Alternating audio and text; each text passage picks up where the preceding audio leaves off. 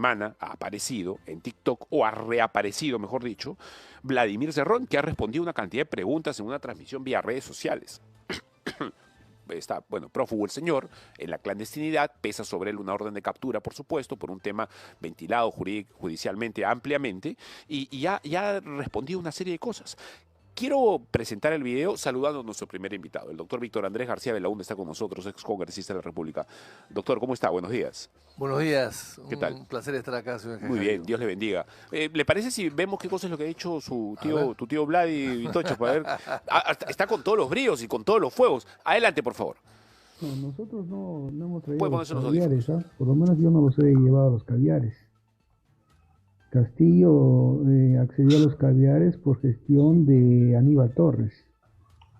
Yo me encontré a los caviares y tuve problemas con los caviares. Por eso es que tuvimos un gran problema con Pedro Francle, con la misma Verónica y con el mismo Avelino Guillén. Pero definitivamente, y yo le dije inclusive a Castillo, lo único que te van a sumar los caviares es el 7% que ellos han ganado.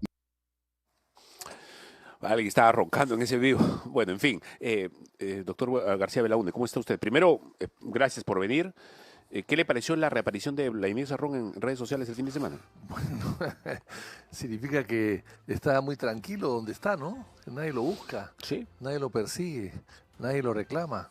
Así que está muy tranquilo, vive muy tranquilo, muy feliz, con una, eh, digamos, tranquilidad, valga la redundancia, envidiable, ¿no? Porque no se inmuta. Evidentemente no hay interés en capturarlo. ¿Él no hay... sabe que no lo quieren capturar o que no hay Yo interés? creo que él sabe que no, él sabe que no, al gobierno no le interesa capturarlo porque él sabe que sabe mucho, él sabe que sus declaraciones pueden ser fatales. Y además, el gobierno sabe que si lo captura lo va a victimizar. Es mejor para el gobierno tenerlo un poco escondido que tenerlo dentro de un recinto carcelario manejado por el gobierno. Cuando usted quiere decir gobierno, ¿habla por todo el gabinete o habla por Dina Boluarte? Es una buena pregunta. Yo creo que es el gobierno, ¿no? Por solidaridad con la señora Boluarte. Los ministros son secretarios de la presidenta, ¿no? No son ministros en realidad. No actúan como ministros, actúan como secretarios, como ventiladores, como ayayeros, ¿no? Como acólitos, Sí. como voceros, pero no actúan como ministros, o sea, no dirigen una política en su sector, sino que siempre se adaptan a las circunstancias o a lo que dice la Presidenta de la República, que como todos sabemos no tiene una gran formación y por lo tanto no dice mucho de cómo hacer las cosas, por eso es que las cosas no se hacen, ¿no? Estaba hablando con José Bien Saavedra, dueño de una conocida encuestadora, que lo entrevistaron en Tendencias antes de nosotros, y yo me permití expresarle una teoría de conspiración que hace rato está que me da vueltas por la cabeza, y creo que es una conspiración, pero quería preguntársela a usted a ver qué opina. Por ratos me da la impresión de que la señora lo hace adrede, de que la señora Dina Boluarte está actuando como está actuando, incluso pende No. sobre ella la posibilidad de que lo haya hecho fugar a este señor Vladimir Cerrón. Hacerlo adrede significa que ha pensado y tiene conocimientos de las cosas y tiene objetivos claros que quiere ganar a través de su indiferencia. O que obedece órdenes. Claro, no. Yo creo que ella es una mujer muy improvisada, es una mujer que ha pasado de ser ventanillera de la RENIEC a la presidencia de la República, es un salto muy grande. No es una mentira ni una ofensa lo que estamos diciendo, es la verdad. Fue una buena trabajadora de la RENIEC, pero se limitó pues a manejar una pequeña sucursal y punto, ¿no? Y estaba en el mostrador. Con mucho mérito, por supuesto, pero de allí a pasar a la presidencia de la República es un salto inmensamente grande, con una garrocha larguísima. Y entonces lo que está haciendo es tratar de sobrevivir, tratar de estar con un cinturón de salvataje que le permite llegar a la orilla lo más pronto que pueda, ¿no? Está sobreviviendo ella y por lo tanto no tiene mayor conocimiento ni experiencia para poder fijar rumbos y tener objetivos. Así que yo creo simplemente está al garete, es un gobierno al garete, una presidenta al garete.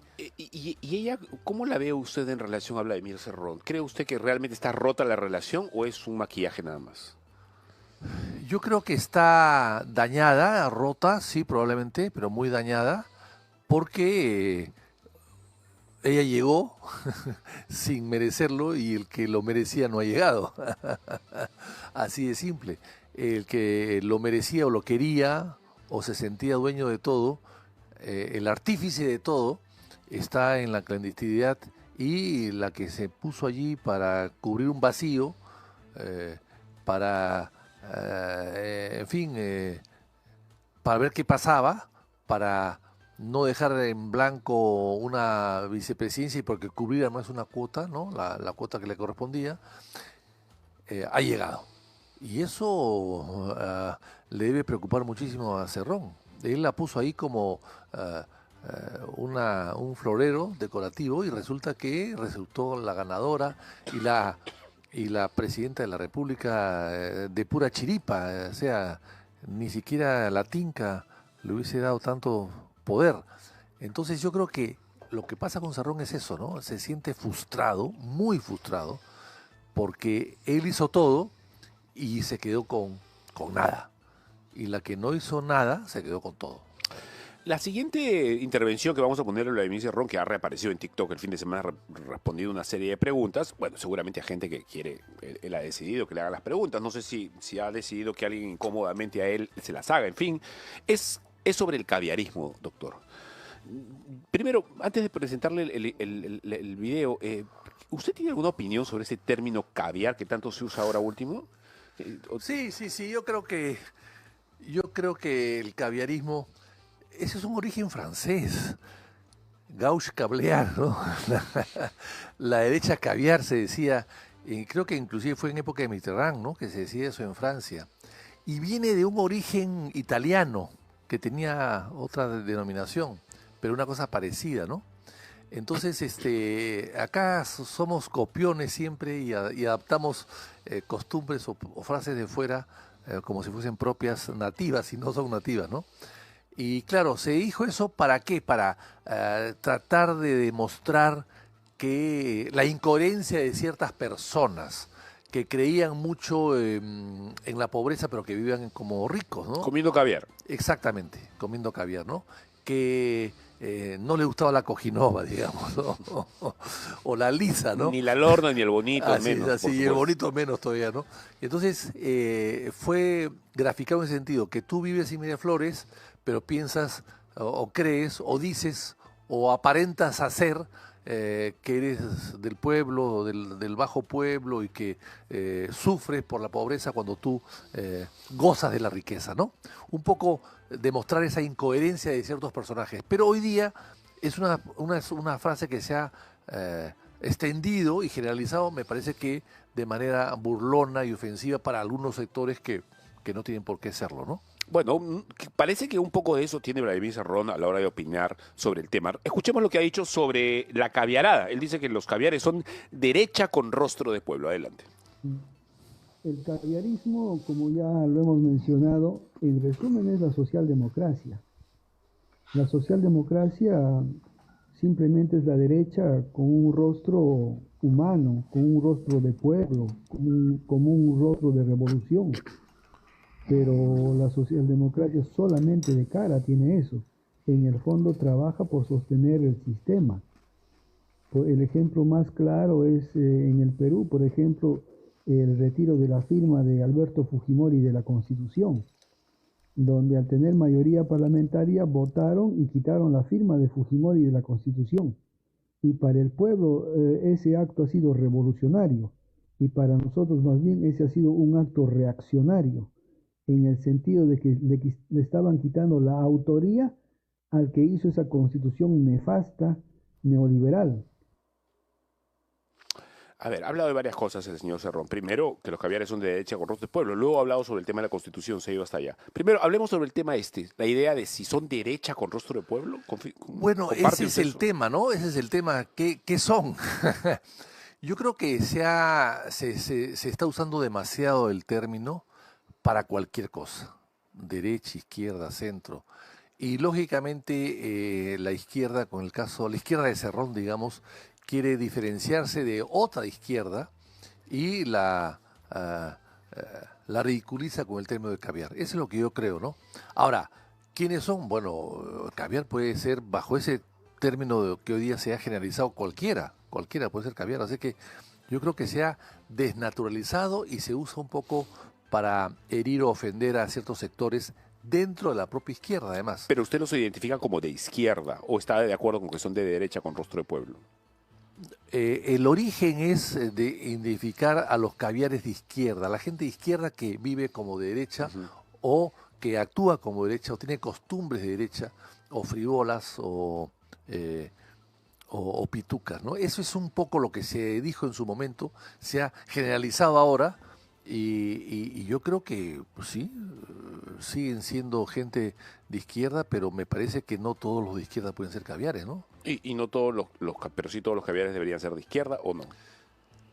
Porque en la derecha yo no veo que haya mucha esta... Sí, porque la derecha, sí, todos los caviares originalmente deberían ser de izquierda. No veo sentido que a uno de derecha le puedan decir caviar, ¿no? Doctor, quiero hacer una pregunta antes de entrar al tema minero, porque hoy día se ha iniciado la mesa de diálogo entre el gobierno y los mineros. Evidentemente es un tema en el que vamos a hablar, pero esto de la, no sé si caviarada o este progresismo o esta medianía de moral, digamos, en decir una cosa y estar comiendo caviar por otro lado, ¿siempre ha habido en el Perú? ¿O es un fenómeno nuevo? No, En la historia, ¿cómo ha pasado con ese tema? yo creo que la historia ha habido, no, es un Por lo tema menos en el siglo XX, ¿cómo A ver, era? fíjese, en los años 60, digamos, y 70 también, y 80, hasta los 80 yo diría, había mucho más candidatos de izquierda que de derecha. La derecha estaba dividida en 2 o 3 candidatos y la izquierda en 5, 6 o 7. Y por eso es que la izquierda siempre perdía, porque estaban divididos, atomizados. Hay que hablar, pues, hasta había un hombre de izquierda que era cura, el cura Bolo, el padre Bolo. Entonces, bueno, y ganaba la derecha porque la izquierda estaba dividida. Hoy día es todo lo contrario. La derecha está muy atomizada y la izquierda está menos dividida, está más centralizada. Hoy día hay, de los 46 partidos, bueno, creo que 40 son de derecha y solamente 6 de izquierda. O sea, hemos cambiado la torta totalmente, la agenda se ha cambiado totalmente. Entonces, no creo pues que haya caviarismo de derecha, no lo creo. Yo creo que se usan la derecha para denostar de la izquierda y la propia izquierda para distanciarse de la otra rama de la izquierda a través de este término, ¿no? Hay personas que estarían preocupadas con lo que usted está diciendo, porque normalmente la derecha, bueno, llega, comete tropelías, bueno, lamentablemente termina siendo así, pero no se enquistan con coacción en el poder. Parece que con la izquierda sí pasa eso cuando llega al poder. Por lo menos los ejemplos están Bueno, ahí. la derecha cuando llega, el problema de la derecha en el Perú, mucha derecha en el Perú, es una derecha mercantilista, lamentablemente, Sí, ¿no? claro. Fenicia, ¿no? Sí, claro, de Que pandilla nada más. Así es, buscan sus utilidades y el resto les importa un pepino, Sí, de ¿no? amigotes, pues, ¿no? Así es, ese es el problema, ¿no? Y lo vemos en las concesiones, que nadie hace nada por corregirlas o vigilarlas o conducirlas al bienestar de todos. Lo vemos en el aeropuerto, que es un desastre, que han hecho, con el visto bueno de la derecha, un aeropuerto que tiene techo de calamina, y uno lo ve, o sea, ni siquiera en las granjas de pollos hay techo de calamina, ¿no?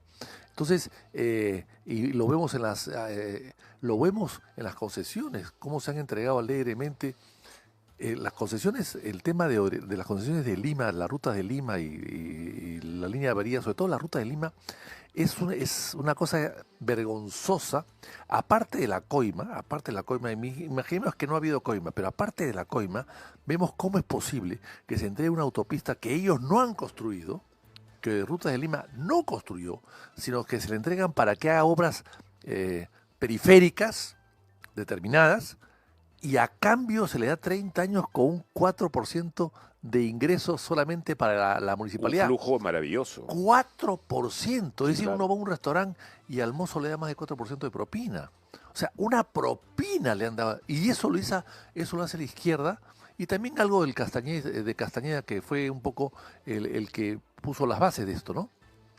Pero ahí estuvieron unidos, la derecha y la izquierda unidos para entregarle a Odebrecht estas autopistas. Entonces, la pregunta es, ¿estamos actuando bien? O sea, ¿la derecha es una derecha patriota, responsable? ¿O también es irresponsable y a veces hasta entreguista con los asuntos económicos del Estado, ¿no? Bueno, antes de hablar del tema minero, si me está tocando el tema Odebrecht, tengo que preguntárselo. El gobierno no va a permitir una adenda más en el tema Olmos con Novo Honor, que es Odebrecht. ¿Se acabó Odebrecht en el Perú con eso o quedan todavía cosas por hacer? Yo le voy a decir, el tema de Olmos es un tema muy largo. Yo acabo de estar en Chiclayo y lo he explicado ya.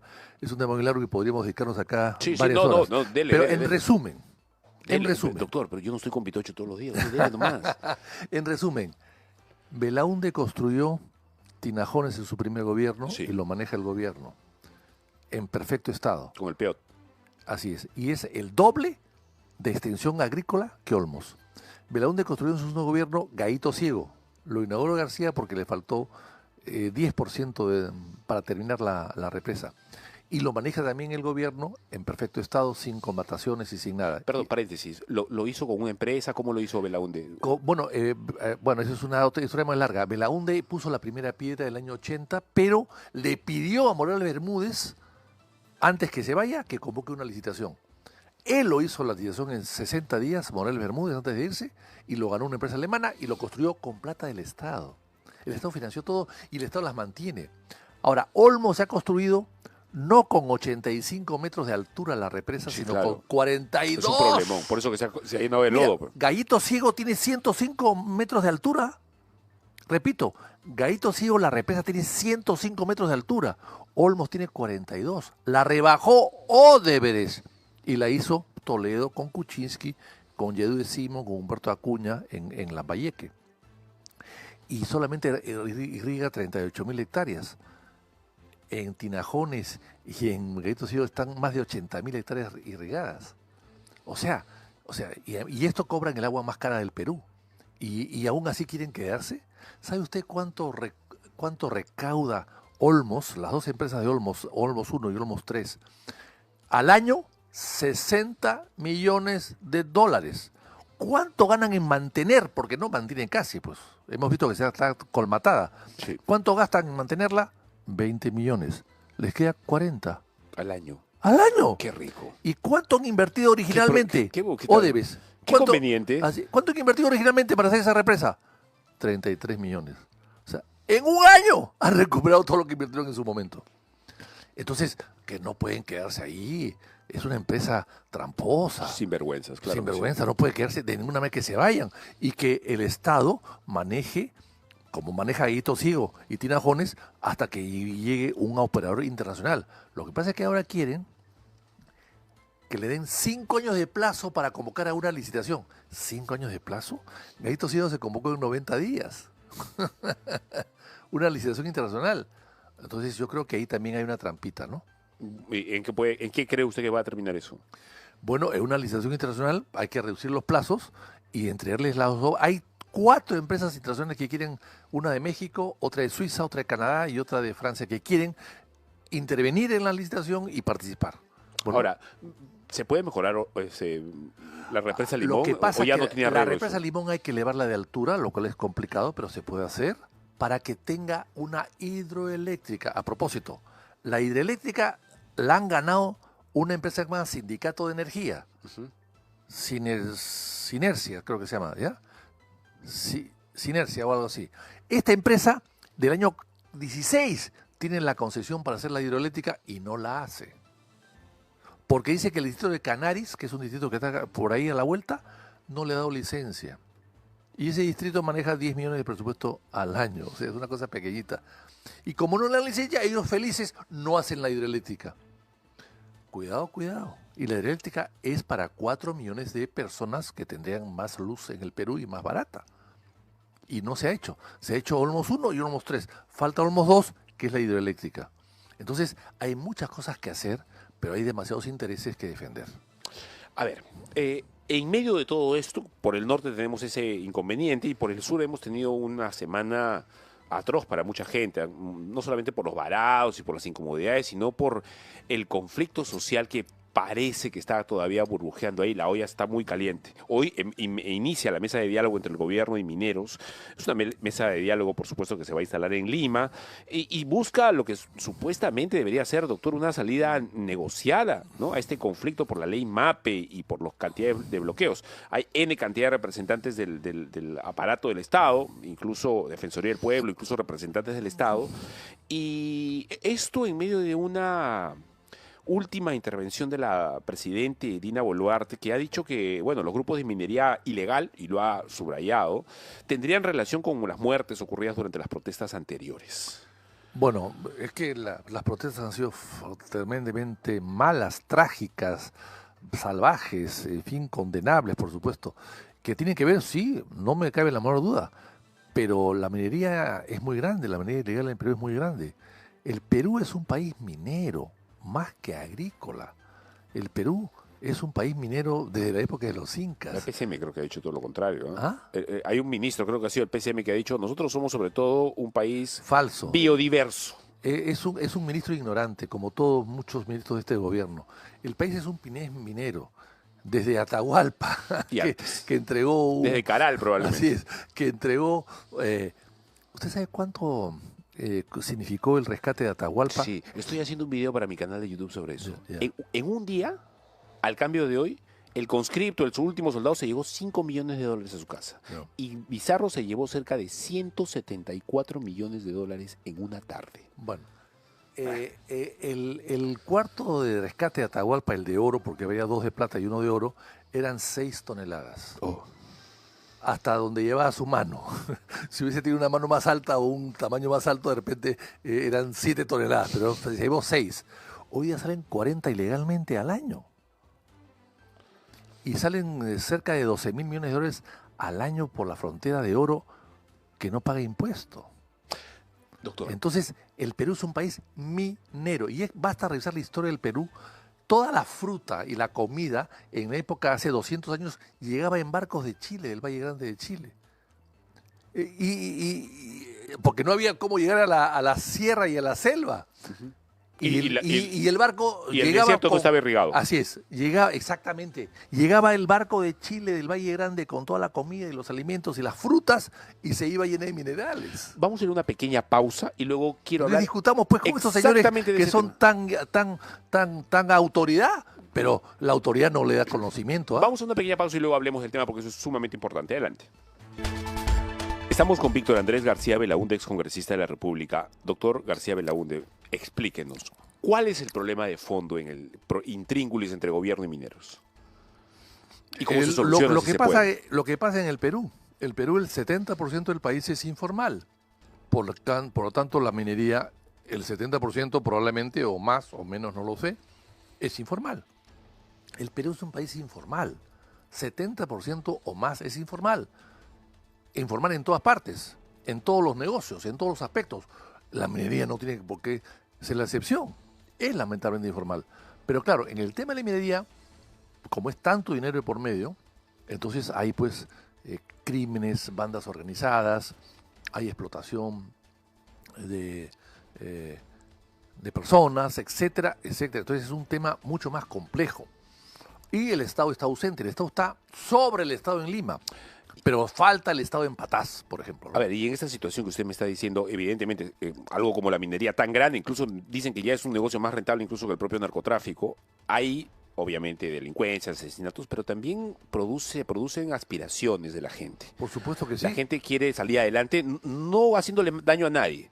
La pregunta es, no sé si esa es la pregunta de fondo, las concesiones. ¿Se debe permitir minar o es propiedad privada? A ver, esto me hace recordar a California en 1850, que descubrieron oro y se llenó de gente. Sí, la fiebre del oro. Y el oro se descubrió después que 175 personas conquistaron California, que era parte de México. Y claro, México quiso recuperarlo después, pero cuando después se descubre, poco tiempo después se descubre oro, y llegó tanta gente que ya no hubo reversión. Eso no iba a volver a ser México nunca más. Pues llegó tanta gente que era incontrolable, ¿no? Eso es lo que está pasando en el Perú, ¿no? Es una especie de California del siglo XXI. En los Andes. En los Andes. Entonces yo creo que acá lo que se tiene que hacer es lo siguiente. Primero, el Estado tiene que estar presente. Yo he planteado en una oportunidad que, en épocas pasadas, cuando hubo problemas parecidos con el salitre, o el guano, o el tabaco, o la sal, había que crear un estanco de oro. Un estanco de oro. ¿Qué significa estanco, para que la gente lo sepa?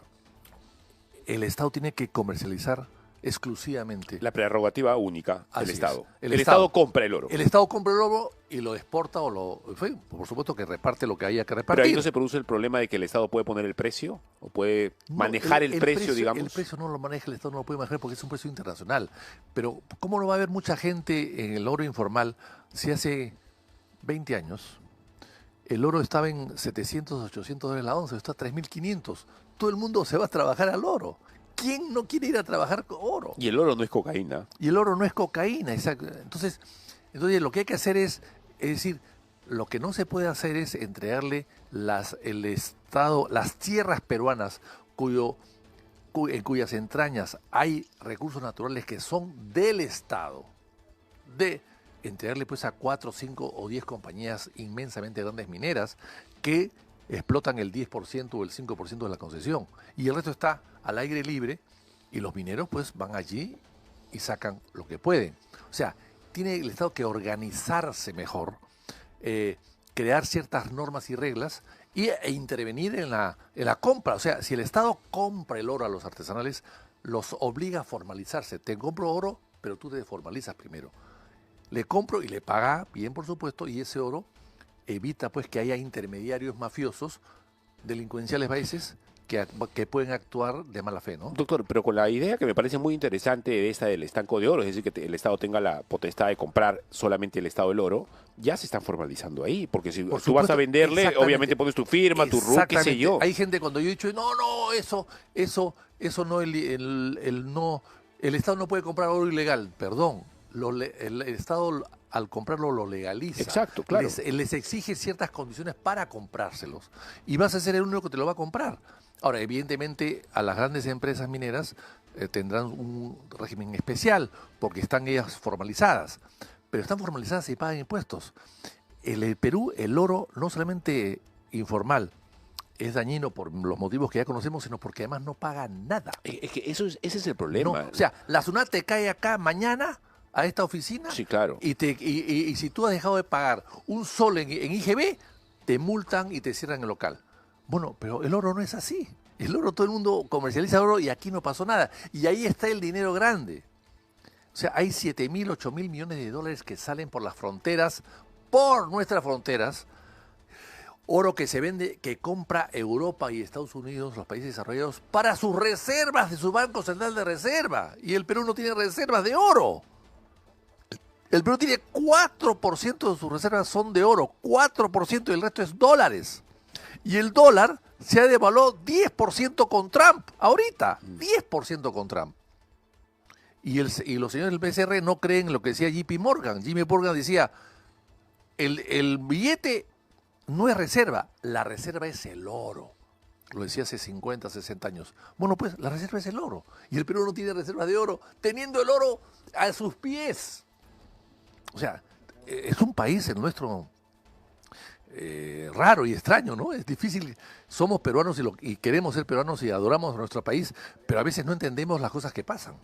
Bueno, me hace recordar una de las clases que dio Alan García alguna vez ahí, estas clases magistrales que daba, y decía, ser presidente del Perú es dificilísimo porque viene uno, luego viene otro, te pide todo lo contrario, luego vuelve a venir el primero y te pide una cosa diferente, y incluso a veces te piden cosas que van en contra de sus intereses, pero no lo ven. No sé, es un país complicado el Perú. Es un país complicado. No le dan ganas de ser presidente, me imagino. ¿O sí? No, depende si estás solo o no, pero si hay gente inmensamente grande atrás tuyo que va a ser parte de tu equipo, la cosa cambia, ¿no? Doctor. No es una labor de una persona. No, además que... Es una labor de un equipo, y ¿no? es una de labor, muchos equipos. Y es una labor de desprendimiento. El presidente tiene que saber que es de honor servicio. Y sacrificio. De honor y sacrificio. Hemos perdido eso, ¿ah? ¿Sí? Debería ser una cosa así como los sacerdotes o hoy día como los militares que dan la vida, digamos. No, hoy día tú quieres ser presidente para ganar 35.000 soles. No, esa no es la idea, ¿no? A ver, la última pregunta entonces para terminar. ¿Hay una solución al cortísimo plazo? Sí, Hoy día hay una solución. mesa de diálogo. Hoy día yo tiene que haber solución, no sé si al corto plazo, pero tiene que haber solución. Por lo menos tiene que empezar a verse soluciones. Empezar. Pero si no se empieza, bueno, vamos a tener lo que estamos teniendo, pues bloqueo de carreteras y le voy a contar una anécdota, que creo que la conté una vez acá. El gobierno más de derecha, porque hemos hablado de derecha, de Cavieres, el gobierno de más derecha del Perú probablemente haya sido el gobierno de Odría en los años 50. Odría, que era un hombre de derecha, creía en la inversión privada, creía pues en las grandes empresas públicas y privadas y extranjeras también, creó un impuesto a la minería por la exportación de 4%. O sea, si tú sacas minerales en bruto, pagas 4%. Si tú los transformas y los sacas como producto terminado, no lo pagas. Bueno, eso es interesante. Porque el oro sale por muchas maneras, pero mucho mineral sale en polvo en el Perú. Y ahí hay En piedras. en piedras o en polvo. Sí. Y ese polvo, esas piedras que salen, ahí hay todo tipo de minerales, no solamente el cobre que sale que quiere sacar. No, hay todo tipo de minerales. Y eso nadie lo controla. Estamos regalando nuestros minerales al mundo. Y eso no se puede aceptar. Muchas gracias, doctor Víctor Andrés García Belaúnde. Ha sido muy amable. Gracias también.